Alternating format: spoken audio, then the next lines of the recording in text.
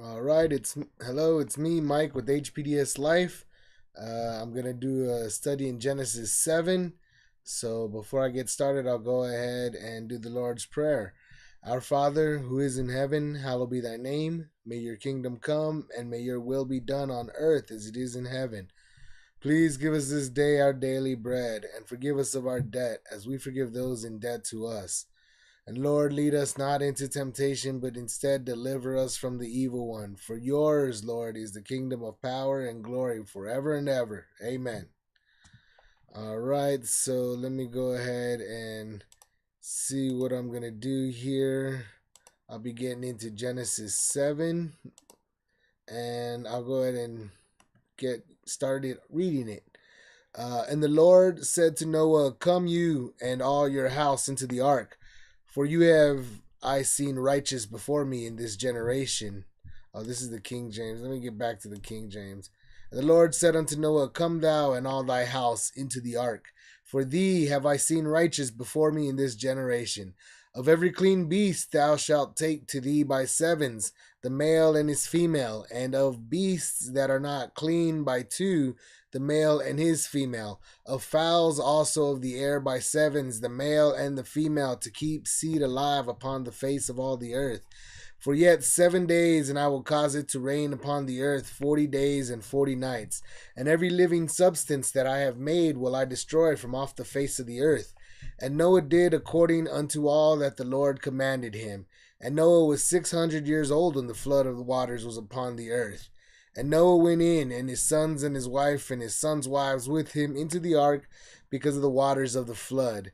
Of clean beasts, and of beasts that are not clean, and of fowls, and of everything that creepeth upon the earth, there went in two and two unto Noah into the ark, the male and the female, as God had commanded Noah.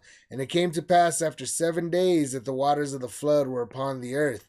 In the 600th year of Noah's life, in the 2nd month, the 17th day of the month, the same day were all the fountains of the great deep broken up, and the windows of heaven were opened. And the rain was upon the earth 40 days and 40 nights.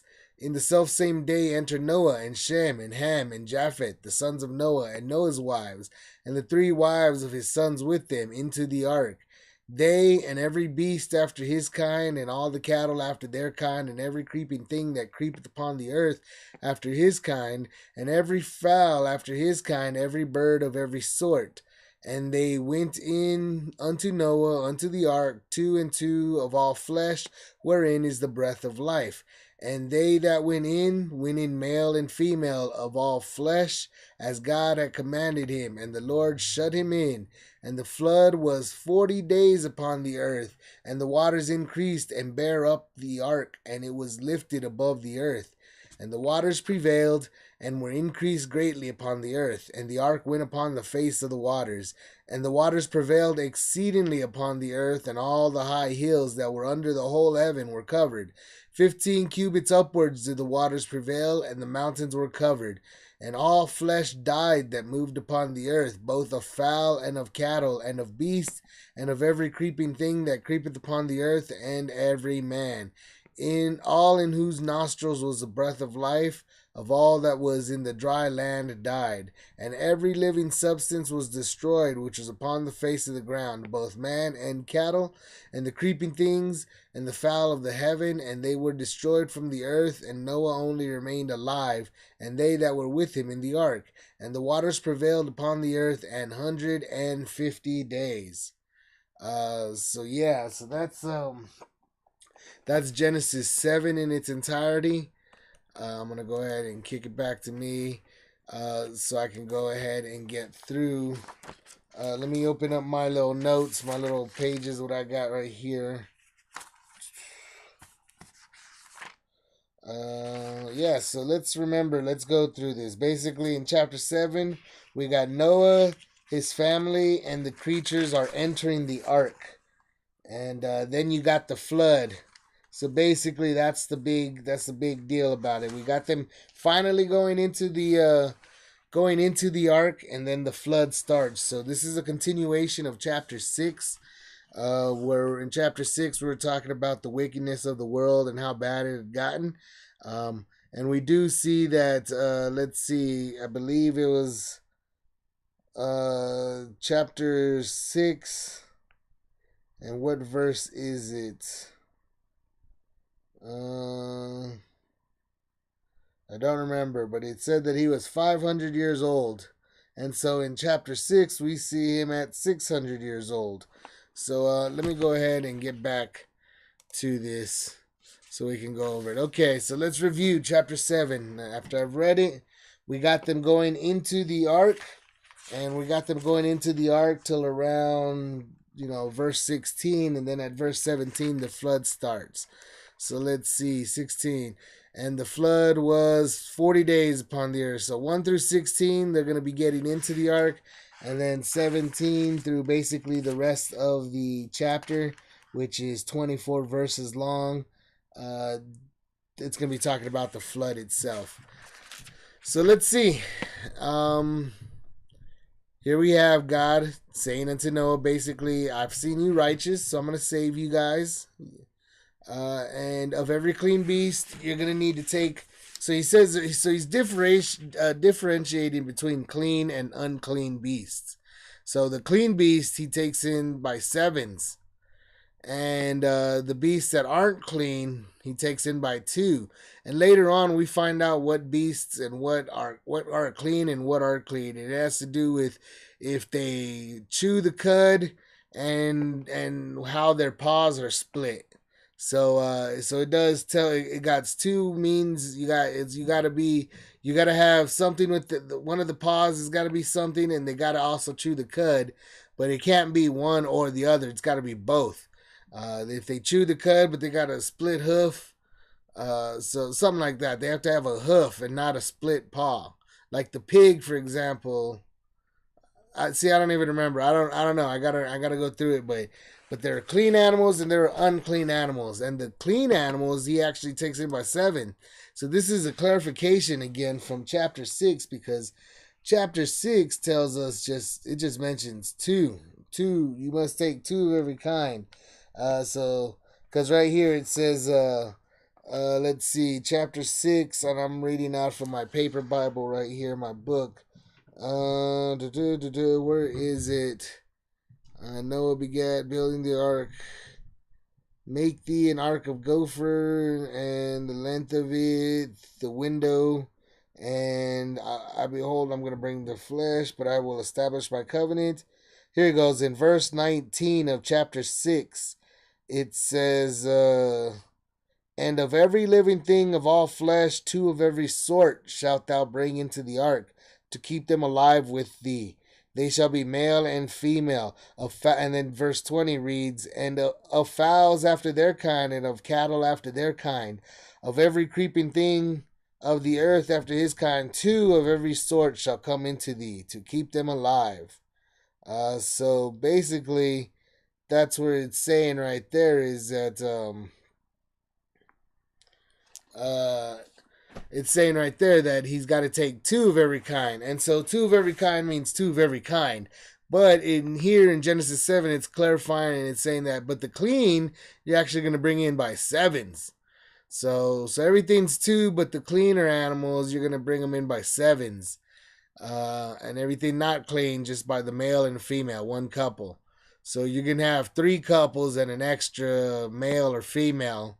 Or you could have probably 1 male and 6 females when you come to that. So it's real, it doesn't really explain too much right there, but it might clarify it later, because that seems to be a recurring theme starting off in the Bible, is that one chapter says one thing, the next chapter clarifies it a little bit more in depth and gives you a little bit more detail. That's what we saw in Genesis 1 and 2. We're seeing it here in Genesis 6 and 7. And we saw it in other places already as well, but you could see it just kind of expanding and so forth. It's really just telling the story, the early story of, still, if you think about it, this is still a long time ago. It's the historical flood. Everywhere around the world does have flood stories, so the flood is a part of history. And they've even found the ark, the Noah's Ark, up there in the Ararat Mountains out there in Turkey. But I won't talk about that here. I'll probably talk about that in my other channel. Um, the HPDS signs of the times. Which reminds me, if you're watching this, go ahead and like and subscribe, because we always gotta push that. Gotta push that for the Google, for the YouTubes.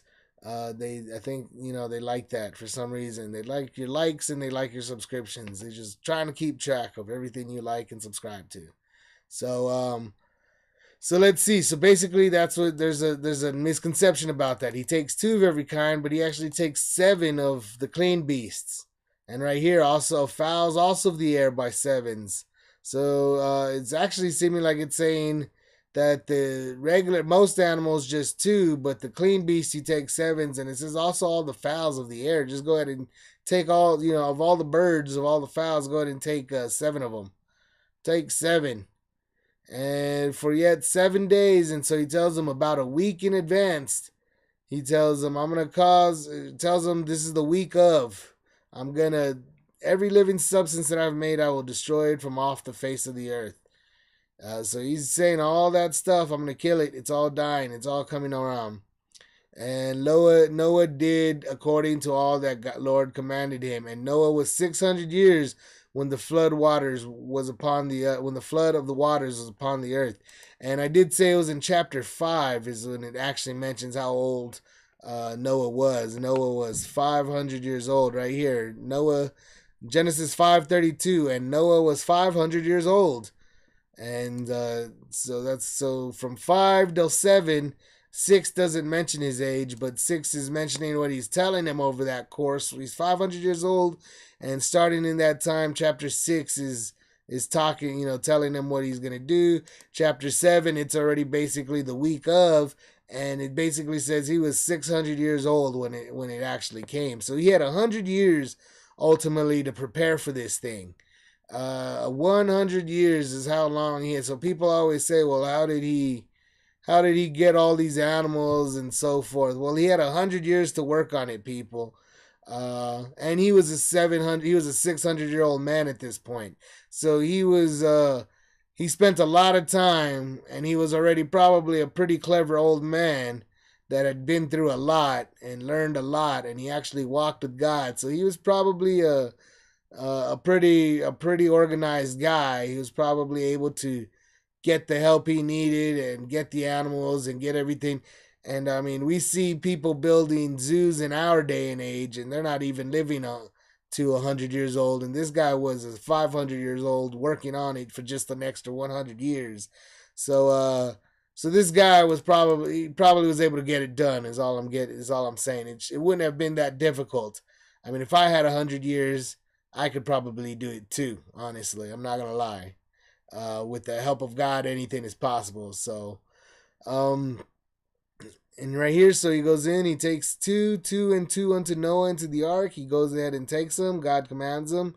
And then, like I said, after the 7 days, the flood of the waters, the waters of the flood were upon the earth. And so in the 600th year of Noah's life, in the 2nd month, the 17th day of the month, the same day were all the fountains of the great deep broken up, and the windows of heaven were opened. This is another important, it talks about, remember, we got the firmament that was built in day 2. So right here, he's opening the windows of heaven, and he's also opening the fountains of the great deep, and basically all this stuff, water comes out, water from within the firmament. So you got the waters above the firmament are coming in, and then the oceans were also the fountains of the great deep broken up. So there's some fountains down there at the bottom of the oceans, what we know as the oceans, that apparently broke up, and they were also pumping in water. So there's water coming in, not just from the sky, but from the oceans as well.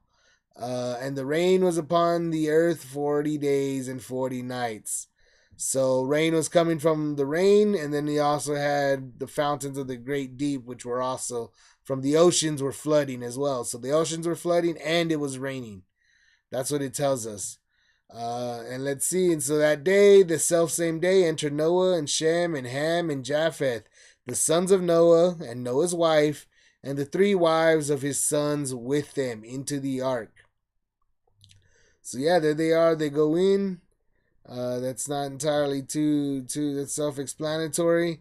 They and every beast after his kind, and all the cattle after their kind, and then just and every creeping, there he goes, and all the birds, they just go in with all the animals. So they've had the animals. He's had 100 years to work on it, and now he's got them. They're all in there. They all jump in there. He's told the week of, and he says, "Hey, this week is when the rains are gonna come." So they start pushing all the animals. So probably had them, like I said, in some sort of a zoo out there, and close by. And then he's got a week, and then he tells them, "Oh, this is the week." So all the week, they spend the whole week just pushing all the animals in there, and that's why it says in that self same, basically, as soon as they were done.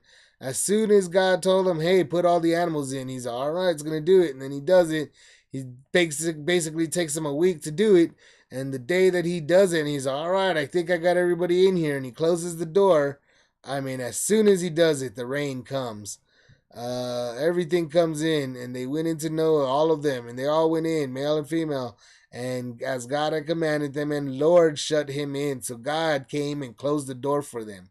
So and there's the Lord, there's that hidden man again. This is a physical person, and it's coming. He looks probably like light. It's not that anybody has ever seen him, because later on we do hear that no one has ever seen him. No one has ever seen his face. So he was like a creature of light. And he was basically like a shining light, more than likely. That's what he looked like, as far as they could tell. If he was even showing them himself looking like that. But let's see. And the flood was 40 days upon the earth. So for 40 days there was a flood. It was flooding from the ocean and raining. And you could see that the ark started lifting up, and it became like a boat. And it started floating. And let's see, I'm just talking about the waters. Let's see, 18 and 19 reads, the waters prevailed exceedingly and all the high hills. This was a big flood, and it flooded the whole earth. And there is, if you go and you take a look, there is actually evidence of the flood. All over the world, there's evidence of a giant flood, not to mention all the stories. So it happened, and you can't really say it didn't happen. A lot of people do try to say it didn't happen, and then that's because lots of these people are on this time frame of billion year, 4.5 billion year old Earth, which is out of their minds. They think that this is that old. People don't understand how to what they think that they really can do carbon dating, and that carbon dating works, but it's just a joke. At the highest levels, they know it's just a joke. And it's just guessing and estimates and throwing numbers out there lots of times. But let's see. Yeah, afterwards it says 15 cubits upward did the waters prevail, and the mountains were covered. So 15 cubits is relatively like, let's see, a foot and a half. So something like 25, 30 feet high. Something like that. 15 would be, 20, 25 feet high. And so all across the world, I mean, if it went 25 feet high, that's a lot of water. I mean, some places would basically, it tells us the mountains were covered. So it was really high, and all the flesh died that moved, all the birds, all the cattle, and all the creeping things. But it doesn't much say anything about the bird. I mean, the fish. The fish were still kind of living, and all the men died.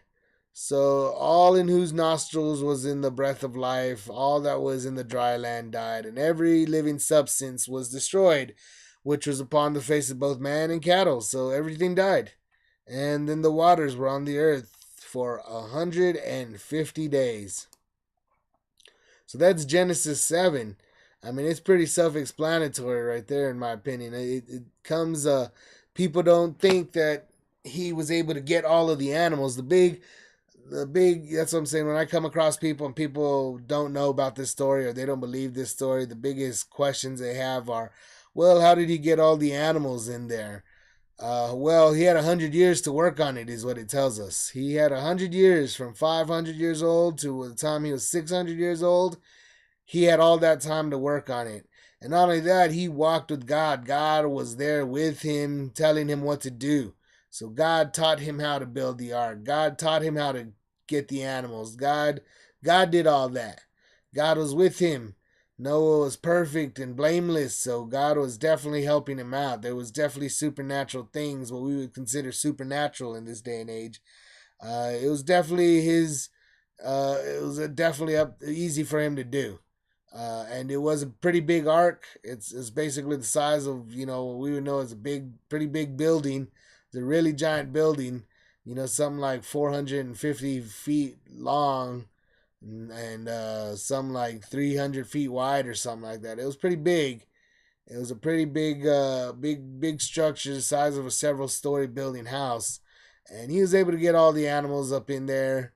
And he was able to keep like a zoo of them for that 100 years, and then God helped close the door, so God was there to even close them in, shut them in for them, and then on top of that, the rain. It wasn't just rain; it was flooding coming from the bottoms of the ocean as well, from fountains in the deep were also uh, so there's fountains of the deep and then the windows of the heaven from the firmament. So it was the water was coming up from both the sky and the ocean. It was the flood. So it was a two-prong attack that God is doing here. And like it says, everything dies, and this is important because that line of Cain, suddenly they don't have anything. And you remember, even if they were still alive, say they did survive this, say there were some people that somehow, which obviously God tells us it didn't happen, so this is all just figurative. This is, even if somebody had survived, those line of Cain people weren't able to farm. So as soon as the water did dry out, they'd be there, and they would have to completely rely on Noah for food, because Noah would be the only one that could actually farm for them, which we do see that he does farm. And we do remember, if you get back into chapter 5, it was right there at the bottom. Lamech, Noah's father, calls him. It says, and he called his name Noah, saying, the same shall comfort us concerning our work and toil of our hands because of the ground, which the Lord hath cursed. So there it is. Like I said, basically, even if any of these people of Cain had survived, they would be completely dependent on Noah. They would have to come and kneel before Noah and say, Noah, help us.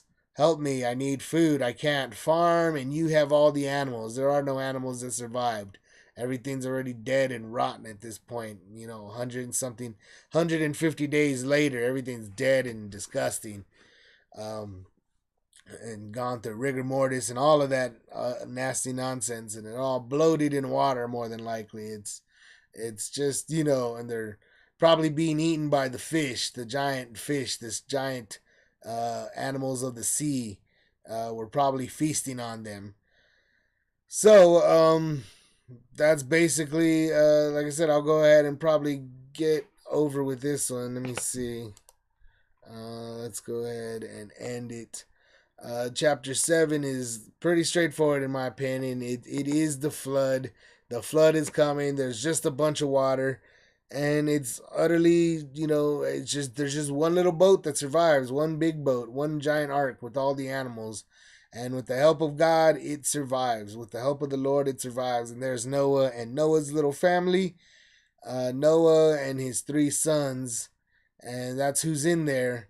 And everybody else dies. And so the line of Cain is either, if they were physical people, they're completely gone. But if they were creatures like of light, creatures like what it's spoken of the evil one, then what would have happened is they would have been without hosts. They wouldn't have had any hosts other than, fish to go into fish. They may have been able to hide in the fish. but they weren't necessarily able to um, inhabit any beasts. They weren't able to go into any of the cattle. They weren't able to go into humans in particular. They had no humans to inhabit, and that's their bread and butter. I would say that's their favorite thing, to inhabit the body of a human being.